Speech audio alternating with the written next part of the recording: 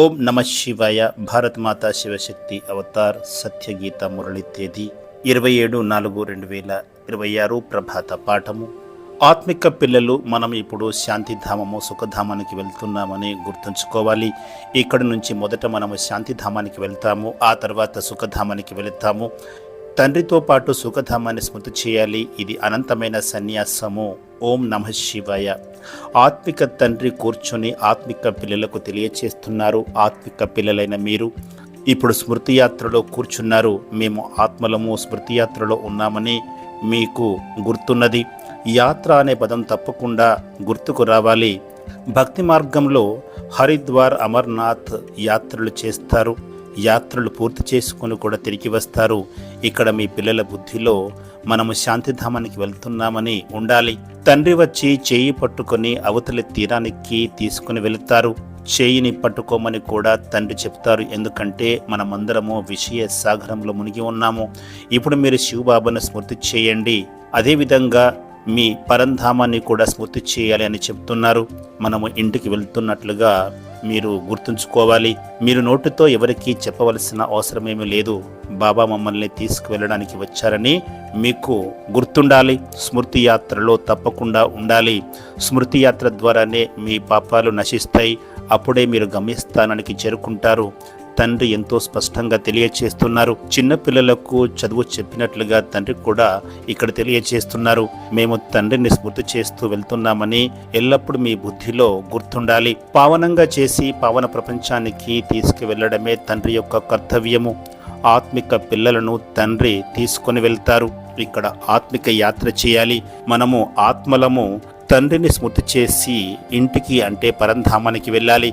ఇంటికి చేరుకోగానే తండ్రి యొక్క కర్తవ్యము పూర్తవుతుంది. పతితుల నుంచి పావనంగా మార్చి ఇంటికి అంటే పరంధామానికి తీసుకుని వెళ్ళడానికి తండ్రి ఇక్కడికి వచ్చారు.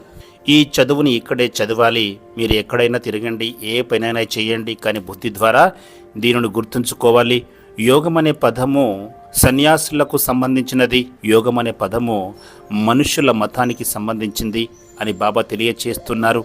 ఇక్కడ రెండు మతాలు ఉన్నాయి. ఒకటి మనుష్య మతము, రెండవది ఈశ్వరీయ మతము. మీరు అర్ధకల్పం పాటు మనుష్య మతంపై నడుస్తారు, అర్ధకల్పము దైవీ మతంపై నడిచారు. ఇప్పుడు మీకు ఈశ్వరీయ మతం లభిస్తుంది. యోగమని అనకండి, స్మృతి యాత్రగా చెప్పండి. ఆత్మనే ఈ యాత్ర చేయాలి. మిగతావన్నీ కూడా శారీరక యాత్రలు. శరీరంతోనే యాత్రలు చేసి వస్తారు. ఇక్కడ శరీరం యొక్క అవసరం లేదు. మనమందరము ఆత్మలము. మన మధురమైన ఇల్లు పరంధామం అని మీ అందరికీ తెలుసు. తండ్రి మనకు శిక్షణ ఇస్తున్నారు. దాని ద్వారానే మనం పావనంగా అవుతాము. స్మృతి చేస్తూ చేస్తూ తమో ప్రధానం నుంచి సత్వ ప్రధానంగా అవ్వాలి. ఇదే మన యొక్క యాత్ర. మనం బాబా స్మృతిలో కూర్చున్నాము. ఎందుకంటే మనం బాబా వద్దకి వెళ్ళాలి. తండ్రి పావనంగా చేయడానికి వచ్చారు కాబట్టి పావన ప్రపంచానికి తప్పకుండా వెళ్లాల్సిందే.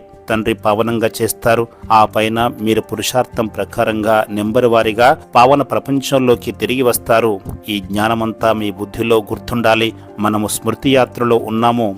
మళ్ళీ ఈ మృత్యులోకానికి తిరిగి రాకూడదు. మనందరినీ ఇంటికి తీసుకువెళ్లే కర్తవ్యము బాబాదే. తండ్రి మార్గాన్ని తెలియచేస్తారు. ఇప్పుడు మీరు మృత్యులోకంలో ఉన్నారు. ఆ తర్వాత అమరలోకం అనే కొత్త ప్రపంచంలోకి వస్తారు. తండ్రి యోగ్యులుగా తీర్చిదిద్ది వదిలిపెడతారు. వారు సుఖధామానికి తీసుకువెళ్లరు, కేవలము పరంధామానికి తీసుకుని వెళుతారు. ఈ జ్ఞానమంతా కూడా మీకు గుర్తుండాలి. తండ్రిని స్మృతి చేయడంతో పాటు ఈ జ్ఞానాన్ని కూడా గుర్తుంచుకోవాలి. ఈ జ్ఞానంతోనే మీరు ధనాన్ని సంపాదన చేస్తారు. ఈ సృష్టి చక్రం యొక్క జ్ఞానం ద్వారానే మీరు చక్రవర్తి రాజులుగా అవుతారు. మనం ఒక చక్రాన్ని పూర్తి చేశామని మనం ఇప్పుడు ఇంటికి వెళ్ళాలి అనే జ్ఞానము మీకు లభించింది. ఆ తర్వాత మళ్ళీ కొత్త చక్రము ప్రారంభమవుతుంది. ఈ జ్ఞానమంతా బుద్ధిలో ఉంటేనే సంతోషమనే పాదరసము తారాస్థాయికి చేరుతుంది. బాబాను కూడా స్మృతి చేయాలి. శాంతిధామము సుఖధామాలను కూడా స్మృతి చేయాలి. తండ్రి ఈ రెండింటినీ వారసత్వంగా ఇస్తున్నారు. శాంతిధామము సుఖధామాలకు వెళ్ళాలి. కేవలము శివబాబాను మాత్రమే స్మృతి చేయాలని కాదు, 84 జన్మల చక్రాన్ని కూడా గుర్తుంచుకోవాలి. అప్పుడే మీరు చక్రవర్తి రాజులుగా అవుతారు. కేవలము ఒకరినే స్మృతి చేయడము సన్యాసుల యొక్క పని. సన్యాసులకు పరమాత్మ గురించి తెలియదు, వారు బ్రహ్మతత్వాన్నే గుర్తు చేస్తారు. కానీ ఇక్కడ తండ్రి పిల్లలకు చాలా సులభంగా తెలియచేస్తున్నారు. స్మృతి చేస్తూ ఉంటేనే మీ పాపాలు నశించిపోతాయి, ముందుగా ఇంటికి వెళ్ళాలి. ఇది ఆత్మిక యాత్ర. మీరు ఇప్పటి వరకు నలువైపుల యాత్రలు చేశారు, అయినప్పటికీ తండ్రికి దూరంగానే ఉన్నారు అనే పాట కూడా ఉంది. ఏ తండ్రి నుండైతే అనంతమైన వారసత్వం లభించిందో వారి గురించి తెలుసుకోలేకపోయారు. ఎన్నో చోట్లకు వెళ్ళి వచ్చారు. ప్రతి సంవత్సరం కూడా ఎన్నో యాత్రలు చేస్తూనే ఉన్నారు.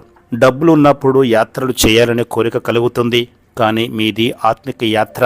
మీ కొరకు కొత్త ప్రపంచం స్థాపన జరుగుతోంది. దానినే అమరలోకంగా పిలుస్తారు. అమరలోకంలో మృత్యువు రాదు. కొత్త ప్రపంచంలో మృత్యువు రావడానికి అనుమతి లభించదు. ఇది రావణుని యొక్క పాత ప్రపంచము. మీరు బాబాను ఇక్కడికి రమ్మని పిలుస్తూ ఉంటారు. తండ్రి చెప్తున్న, నేను పాత ప్రపంచంలోకి, పాత శరీరంలోకి వస్తాను అని. ఈ బ్రహ్మ బాబానే 84 జన్మలు తీసుకున్నారు. నేను పతితులను పావనంగా చేయడానికి వస్తాను. మీరు పావనంగా మారి మళ్ళీ ఇతరులను కూడా పావనంగా చెయ్యాలి. సన్యాసులైతే ఇంటి నుంచి పారిపోతారు, అనుకోకుండా మాయమైపోతారు. వారు ఎక్కడికి వెళ్లారో ఎవరికి తెలియదు. ఎందుకంటే వారి యొక్క వేషధారణను మార్చుకుంటారు. పోలీసులు కూడా సిఐడి వారిని సన్యాసి వేషంలో ఉంచుతారు. నటీనటులు తమ రూపాన్ని మార్చుకున్నట్లుగా పురుషుల నుంచి స్త్రీలుగా, స్త్రీల నుంచి పురుషులుగా మీరు మారిపోతారు. ఇక్కడ దొంగలను పట్టుకోవడానికి కూడా రూపాన్ని మార్చుకుంటారు. సత్యయుగంలో ఇలాంటి విషయాలు ఉండవు. ఇది అసహ్యమైన ప్రపంచము. నేను మళ్ళీ కొత్త ప్రపంచాన్ని స్థాపన చేయడానికి వస్తాను అని తండ్రి చెప్తున్నారు. మళ్ళీ డ్రామా ప్రణాళిక ప్రకారము ద్వాపరయుగం మొదలైనప్పుడు దేవతలు వామ మార్గంలో వెళ్లిపోతారు. దేవతల యొక్క అశ్లీల చిత్రాలు కూడా ఉన్నాయి. జగన్నాథుని ఆలయంలో వారి అశ్లీల చిత్రాలు ఉన్నాయి. వాస్తవానికి అది వారి రాజధాని. స్వయంగా విశ్వానికి యజమానిగా ఉండేవారు తిరిగి వెళ్లి గుడిలో బందీగా అయిపోయారు. వారి ముఖాన్ని కూడా నల్లని వర్ణములో చూపిస్తారు. ఈ జగన్నాథ ఆలయం గురించి మీరు ఎవరికైనా తెలియచేయవచ్చు. మిగతా వారెవ్వరు కూడా దీని అర్థాన్ని తెలుసుకోలేరు. దేవతలు పూజ్యుల నుంచి పూజారులుగా మారుతారు. కానీ ప్రజలు మాత్రము భగవంతుణ్ణే నీవే పూజ్యుడవు, నీవే పూజారువి అని గానం చేస్తారు. నీవే సుఖాన్ని ఇస్తావు, నీవే దుఃఖాన్ని ఇస్తావని కూడా అంటారు. నేను ఎవరికి దుఃఖాన్ని ఇవ్వను అని తండ్రి అంటే పరమాత్మ చెబుతున్నారు. ఇవన్నీ కూడా అర్థం చేసుకోవాల్సిన విషయాలు. బిడ్డ పుడితే సంతోషిస్తారు, ఒకవేళ చనిపోతే ఏడవడం మొదలు పెడతారు. భగవంతుడే దుఃఖాన్ని ఇచ్చారని అంటారు. ఈ అల్పకాలిక సుఖ దుఃఖాలు మీకు రావణ రాజ్యములు లభిస్తాయి. నా రాజ్యములో దుఃఖం అనే మాటే ఉండదు. సత్యయుగాన్ని అమరలోకంగా పిలుస్తారు. కానీ ఇప్పుడు మృత్యులోకం నడుస్తోంది. ఇక్కడ అకాల మరణాలు సంభవిస్తాయి. సత్యయుగంలో ఎంతో సంతోషంగా ఉంటారు. ఆయుష్ కూడా ఎక్కువగా ఉంటుంది. గరిష్టంగా 150 ఏళ్ల పాటు జీవిస్తారు. ఇక్కడ కూడా కొద్దిమంది దీర్ఘాయుస్తో జీవిస్తారు. కానీ ఇది స్వర్గం కాదు. ఎవరైనా కూడా శరీరాన్ని చాలా జాగ్రత్తగా కాపాడుకుంటే ఆయుష్ పెరుగుతుంది. అప్పుడే జనాభా కూడా పెరిగిపోతుంది. కుటుంబం పెరిగిపోతూ ఉంటుంది. జనసంఖ్య కూడా వృద్ధి చెందుతూ ఉంటుంది. ఒక చెట్టు నుంచి కొమ్మలు ఎలా వస్తాయో 50 కొమ్మలు వస్తే వాటి మళ్ళీ 50 కొమ్మలు వస్తాయి. చెట్టు మాదిరిగానే ఈ ప్రపంచం కూడా వృద్ధి చెందుతూ ఉంటుంది. అందుకే దీనికి ఉదాహరణగా మర్రి చెట్టును చూపిస్తారు. మర్రి వృక్షం నిలబడి ఉన్నప్పటికీ ఆది సనాతన దేవీ దేవత ధర్మం అనే కాండము లేదు. దేవతలు ఎప్పుడు ఉండేవారు, కానీ భక్తులు మాత్రము లక్షల సంవత్సరాల క్రితము ఉండేవారని చెబుతారు. మీకు కూడా ఇంతకు ముందు తెలియదు. తండ్రి మాత్రమే వచ్చి ఈ విషయాలని తెలియచేస్తున్నారు. ఇప్పుడు మీరు తండ్రిని తెలుసుకున్నారు. డ్రామా యొక్క ఆది మధ్య అంత్యాలను కూడా తెలుసుకున్నారు. ఈ ప్రపంచము కొత్తదిగానో పాతదిగానో అవుతుంది. ఈ విషయం ఎవరికీ తెలియదు. పిల్లలు, మీరు స్మృతి యాత్రలో కూర్చొని ఉన్నారు. ఈ యాత్రను మీరు నిత్యం చేయాలి. తిరగండి, పని చేయండి, కానీ ఈ స్మృతి యాత్రలో ఉండాలి. ఆత్మిక యాత్ర. భక్తులు చాలా సార్లు యాత్రలు చేసి ఉంటారు. ఒక శివుణ్ణే భక్తి చేస్తే దానిని అవ్యభిచారి భక్తిగా పిలుస్తారు. ఆ తర్వాత దేవతల భక్తి చేస్తారు. అటుపిమ్మట పంచభూతాలను కూడా భక్తి చేస్తారు. దేవతలు ఎలాగూ మంచివారే, ఎందుకంటే వారి శరీరము కూడా సత్వప్రధానంగా ఉంటుంది. మనుషుల శరీరము పతితమైనది. కానీ ద్వాపరయుగం నుంచి అందరూ పతితంగా మారిపోతారు, కిందకు పడిపోతూ వస్తారు. అర్థం చేయించడానికి మీ వద్ద ఉన్న మెట్ల చిత్రాన్ని చూపించాలి. జిన్ కథ కూడా చెబుతారు. ఈ దృష్టాంతాలన్నీ మీకు సంబంధించినవే. భ్రమరి ఉదాహరణ కూడా మీకు సంబంధించినదే. మీరు పురుగుల వంటి వారిని మీ సమానంగా అంటే బ్రాహ్మణులుగా మారుస్తారు. ఇక్కడ ఉన్నవన్నీ కూడా మీకు సంబంధించిన దృష్టాంతాలే. సన్యాసులు వీటిని కాపీ చేస్తారు. వాస్తవానికి వారికి కాపీ చేసే హక్కు కూడా లేదు అని పరమాత్మ చెప్తున్నారు. వారికి శాస్త్రాలు చదివే హక్కు కూడా లేదు. ఎందుకంటే వారిది నివృత్తి మార్గము. యాత్రలకు వెళ్ళినప్పుడు ఒక బ్రాహ్మణ గైడ్ను తీసుకుని వెళ్తారు. సన్యాసి అంటే బ్రాహ్మణుడు కాదు.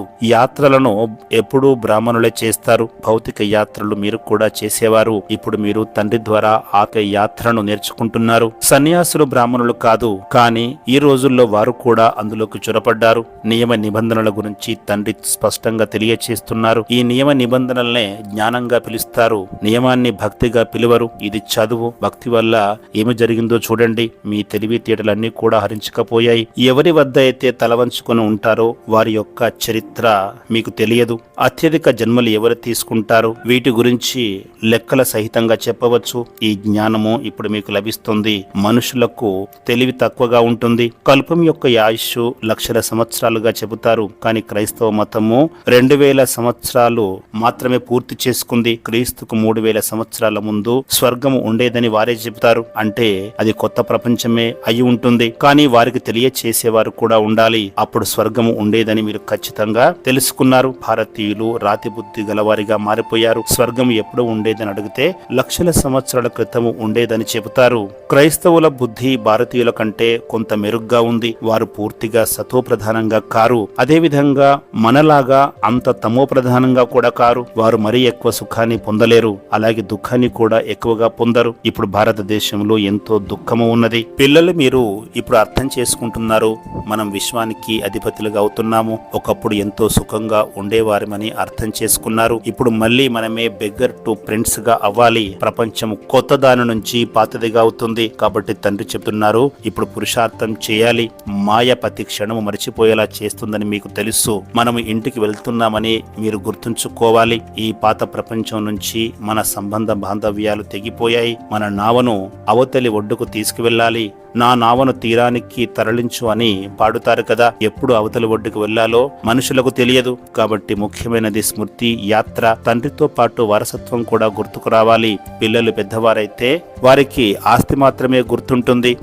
మీరు పెద్దవారుగా అయిపోయారు కదా. ఇదంతా కూడా సరియైనదని ఆత్మ గ్రహిస్తుంది. అనంతమైన తండ్రి అనంతమైన స్వర్గమనే వారసత్వాన్ని ఇస్తారు. బాబా స్వర్గ స్థాపన చేస్తున్నారు. కాబట్టి తండ్రి ఇచ్చే శ్రీమతం ప్రకారం నడవాలి. మీరు తప్పకుండా పవిత్రంగా అవ్వాలి అని తండ్రి చెబుతున్నారు. పవిత్రత కారణంగానే గొడవలు జరుగుతాయి. మిగతా వారంతా కూడా రౌరవ నరకంలో ఉన్నారు. మరింత వికారాల్లో చిక్కుకపోతున్నారు. అందుకే తండ్రిని గుర్తు చేయలేకపోతున్నారు.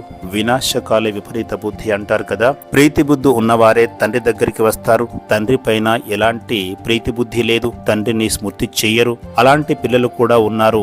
బాబా ఎవరి పేర్లను చెప్పదలుచుకోలేదు. శివబాబాను నమ్మని వారు ఇక్కడ ఉన్నారు. వారి గురించి బాబా ప్రైవేటుగా తెలియచేస్తారు. మాయా గ్రహణము పూర్తిగా పట్టింది. స్మృతి యాత్రను చేయడం లేదు. ఇక్కడ చెప్తున్నదంతా బ్రహ్మబాబానే చెప్తున్నారని భావించేవారు కూడా ఉన్నారు. ఇలా అనుకునేవారు చాలా మంది ఉన్నారు. కానీ తండ్రి శ్రమిస్తున్నారని వారికి తెలుసు. సూర్యవంశీ చంద్రవంశీ రాజధాని ఇక్కడే స్థాపన జరుగుతోంది. సత్యయుగము త్రేతాయుగంలో ఎటువంటి ధర్మస్థాపకులు ఉండరు. రామచంద్రుడు ఎటువంటి ధర్మస్థాపన చేయలేదు. ధర్మస్థాపన చేసిన తండ్రి ద్వారానే రామచంద్రుడుగా తయారయ్యారు. ఇతర ధర్మస్థాపకులకు తండ్రికి మధ్య చాలా వ్యత్యాసం ఉంటుంది. ప్రపంచాన్ని మార్చవలసి వచ్చినప్పుడే తండ్రి సంగమ యుగంలో వస్తారు. ప్రతి కల్పములోని సంగమ యుగంలోనే నేను వస్తానని తండ్రి పరమాత్మ చెబుతున్నారు. కానీ భక్తి మార్గంలో యుగే యుగే అనే పదాన్ని పొరపాటుగా వ్రాశారు. అర్ధకల్పము భక్తి మార్గంలో నడుస్తారు. భక్తి మార్గంలోనే రావణ రాజ్యము ఉంటుంది. అక్కడ అసత్యాలే మాట్లాడుతారు. భక్తి మార్గంలోనే అసత్యమైన శాస్త్రాలను చదువుతూ కిందికి పడిపోతూ వచ్చారు. అందుకే తండ్రి చెప్తున్నారు, పిల్లలు ఈ విషయాలను మర్చిపోకండి. బాబా మేము మిమ్మల్ని మర్చిపోతున్నామని మీరు ఎప్పుడు చెప్పకూడదు. తండ్రిని జంతువులు కూడా మర్చిపోలేవు. అలాంటప్పుడు మీరు ఎందుకు మర్చిపోతున్నారు? మిమ్మల్ని మీరు ఆత్మగా భావించడం లేదు. దేహాభిమానులుగా ఉండడం వల్లే మీరు తండ్రిని గుర్తు చేయలేకపోతున్నారు. తండ్రి సహజంగా పిల్లలకు అర్థం చేయిస్తున్నారు. పిల్లలు కూడా ధైర్యంగా మాట్లాడే అలవాటు చేసుకోవాలి. పెద్ద మనుషులు వచ్చినప్పుడు వారి ముందు నిరసించిపోకూడదు. మీరు కుమార్తెలే పెద్ద పెద్ద విద్వాంసులు పండితులకు తెలియచేస్తారు. శంకరాచార్యులు అంటే ఎవరు? వారందరూ కూడా తమో ప్రధానమైన వారే కదా. ఇది తమో ప్రధానమైన ప్రపంచము కాబట్టి తమో ప్రధాన మనుషులకే ఇక్కడ గౌరవం లభిస్తుంది. తమో ప్రధాన మనుషులు తమో ప్రధానమైన వారిని గౌరవిస్తారు. మీరు ఇప్పుడు సతో ప్రధానంగా మారుతున్నారని వారికి తెలియదు. మీరు ఎంత తెలియచేసినా వారి బుద్ధిలోకి వెళ్ళదు. ఇంకా తెలుసుకోవడానికి మళ్ళీ సమయాన్ని ఇస్తామని ఇలా చేస్తూ చేస్తూ వారి సమయమే ముగిసిపోతుంది. అలాంటి వారికి తండ్రి పైన ఎలాంటి ప్రేమ ఉండదు. అందుకే కౌరవులది విపరీత బుద్ధి, పాండవులది భీతి బుద్ధిగా చెబుతారు. మీరు ఆత్మిక యాత్రను నేర్పించే పండాలు. ఇప్పుడు మనము శాంతిధామము సుఖధామానికి వెళ్తున్నామని మీకు గుర్తుంది. ఇక్కడ నుంచి మొదట మనము శాంతిధామానికి వెళ్తాము, ఆ తర్వాత సుఖధామానికి తిరిగి వస్తాము. అందుకే తండ్రిని స్మృతి చేయమని తెలియచేస్తున్నారు. ఈ యాత్ర చేసినట్లయితే మీరు సుఖధామానికి చేరుకుంటారు. ఈ దుఃఖధామాన్ని మరిచిపోవాలి. ఇది అనంతమైన సన్యాసము. ఇక్కడ నలువైపులా దుఃఖము అలుముకొని ఉంది. మొదటి నెంబర్లో మీరే దుఃఖంలో ఉన్నారు. భారతదేశమే సుఖధామంగా ఉండేది, ఇప్పుడు భారతదేశమే దుఃఖధామంగా మారిపోయింది. భారతదేశమే అవినాశి ఖండము. ఎందుకంటే అవినాశి తండ్రి ఇక్కడే వస్తారు. ఈ ఖండం ఎప్పుడూ కూడా వినాశనము చెందదు. సత్యయుగంలో భారతదేశం తప్ప వేరే ఖండం ఉండదు. తండ్రి ఇక్కడికే విచ్చేస్తారు. కానీ భక్తి మార్గంలో పరమాత్మను రాళ్లల్లో రప్పల్లో ఉన్నారని చెప్తారు. అందుకే భక్తి మార్గాన్ని దుర్గతి మార్గంగా తెలియచేస్తున్నారు. జ్ఞానం ద్వారా అందరికీ సద్గతి లభిస్తుంది. సద్గతిని ఇచ్చేవాడు జ్ఞానసాగరులైన తండ్రి మాత్రమే. మంచిది. ఆత్మిక పిల్లలకు ప్రియ స్మృతులు మరియు నమస్తే. వరదానము సమీప రత్న భవ. పిల్లలు మీరు సదా బాబ్దాదాకు సమీపంగా ఉన్నట్లుగా అనుభవం చేస్తున్నారా? సమీప రత్నాలు అంటే ఎవరు? ఎవరైతే తమను తాము సదా సమీప రత్నాలుగా భావిస్తున్నారో వారు చేయి ఎత్తండి. సమీప రత్నాల యొక్క విశేషతను చెప్పండి. ఎవరైతే తండ్రి గుణాలకు కర్తవ్యానికి సమీపంగా ఉంటారో వారే సదా సమీపంగా ఉన్నట్లుగా భావించాలి. ప్రతి గుణం ద్వారా తండ్రి గుణాన్ని ప్రత్యక్షం చేసేవారు, ప్రతి కర్మ ద్వారా తండ్రి కర్తవ్యాన్ని ప్రత్యక్షం చేసేవారే సమీప రత్నాలు. ఓం నమః శివాయ.